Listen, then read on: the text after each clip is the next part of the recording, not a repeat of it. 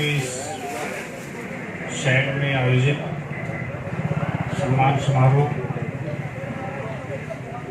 माननीय मुख्य अतिथि श्री राजकुमार मक्कड़ जी, स्टेट कमिश्नर दिव्यांगजन।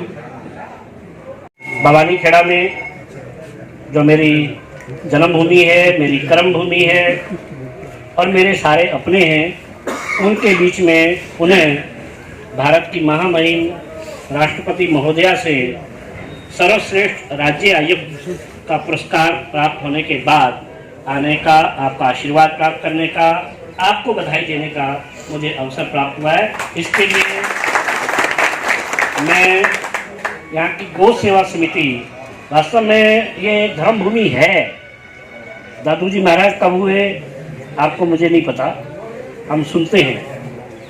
आज हैं, क्या है सतपाल जी, क्या है मामन जी, क्या है डुमड़ा जी, क्या है हमारे सुभाष शर्मा जी, कौन लोग हैं ये, किस मिट्टी के बने?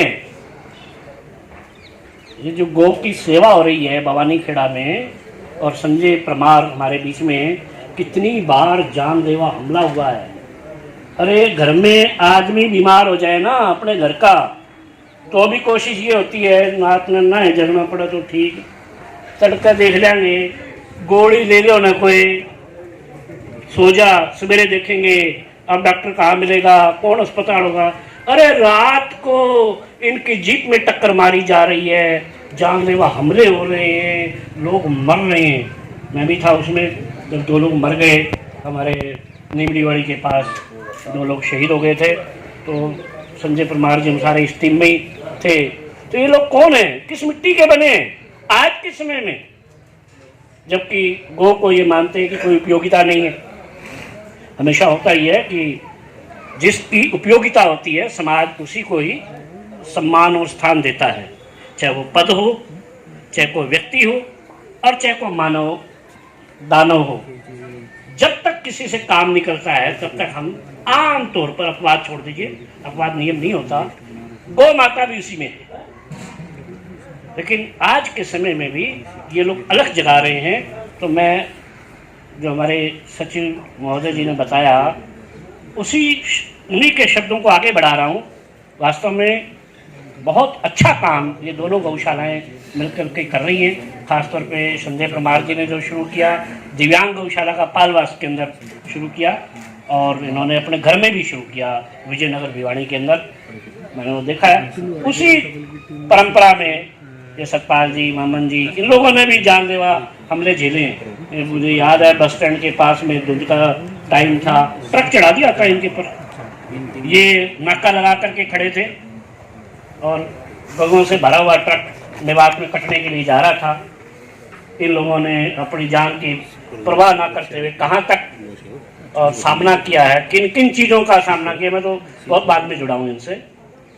ये भवानी खेड़ा की नगरी वास्तव में धर्म की नगरी है, जहाँ इन्होंने, मैंने कापियाँ देखी, चेक की, मुझे विश्वास भी नहीं होता था, क्योंकि आफ्टर मैं लॉयर हूँ ना, तो लॉ की बैकग्राउंड से आता हूँ, तो इतनी जल्दी भरोसा नहीं करते हम लोग कि ये नहीं घपला होगा, पैसे इकट्ठे कर रहे हैं, कहाँ लग रहे हैं, क्या हो रहा है। लेकिन फिजिकली वेरीफाई भी करा कि पैसे आते हैं, 1 रुपया आया तो खाते में 1 रुपया 5 पैसे जमा होते हैं। ये सब समाज के पहुंचे हुए लोग हैं, अपने क्षेत्र के बहुत अच्छे इन्होंने स्थान प्राप्त किए हैं। ये वो लोग हैं।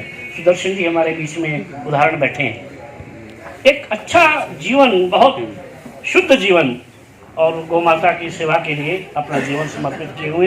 तो ऐसे महान व्यक्तित्व जो मंच पर हैं, मंच के सामने हैं, और बहुत लोग तो ऐसे हैं तो शायद सभाओं में भी नहीं आते, लेकिन तन मन धन उन तीनों से इस कार्य के लिए समर्पित हैं। इन सभी लोगों के चरणों में मैं प्रणाम करता हूँ। ओहो वाह वाह वाह,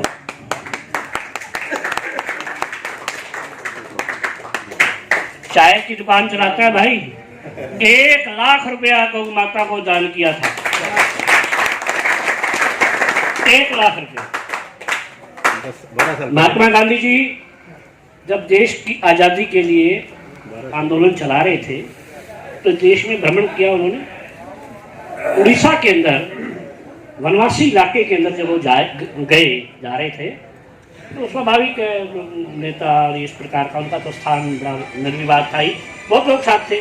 एक महिला जो आधी साड़ी, वाराणसी के इलाकों में आज भी आधी साड़ी होती है, तो बेचारी फटी प्राणी जैसे तन ढका हुआ थोड़ा बहुत, वो बार बार कोशिश कर रही थी महात्मा जी से मिलने का। लोग धकेल देते थे पीछे, बिल्कुल होता ही है, घर ना हो जाए। वो बार बार फिर प्रयास कर रही थी कि मैं महात्मा जी से मिलना चाहती हूँ। कहीं महात्मा जी की नज़र पड़ गई, अरे माता जी को बुलाओ, माता जी आओ।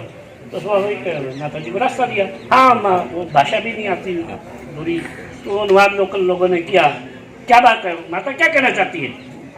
तो उसने अपनी साड़ी का पल्लू गांठ की गांठ वो खोली, और खोल करके उस जमाने का 1 टका वो महात्मा जी के हाथ में रखा कि महात्मा जी, और तो मैं कुछ नहीं कर सकती, लेकिन देश की आज़ादी के लिए मैं इतना योगदान दे सकती हूँ, ये मैंने अपने खून पसीने की कमाई।